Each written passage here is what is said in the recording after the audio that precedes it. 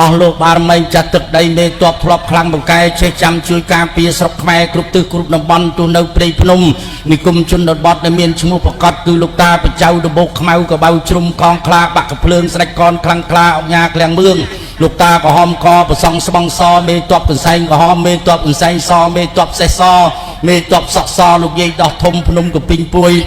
តើសក់ផ្អែមហែមជាវពោកបោចាលុចអាចារ្យលក្ខអាចារ្យមានអាចារ្យស្វាកលាហុំគង់ស្ដេចកំលុងលោកតានបងពេជ្រលោកតាកងចាក់លោកតាផ្នែកប្រាក់លោកតាកង្ហល់ដែកលោកឪធំខ្នងភ្នំដងរែកលោកតានបងដែកលោកតានបងគយូលោកតាសក់វែងភ្នំកលែនលោកតានេនភ្នំត្បែងគ្រូធំភ្នំជើងកំដែងវាលធំភ្នំបៃផ្សែងព្រះអង្គធំភ្នំក្លែងលោកតាបឹងកសែងបារមីវត្តតលែងកែងកោះស្លាកែតប្របាទធំមឹកអង្គច័ន្ទអង្គធំរូងខ្លាកហឹមព្រះអង្គធំក្នុងភ្នំរះព្រៅអ្នកសិចាំងក្នុងភ្នំសុ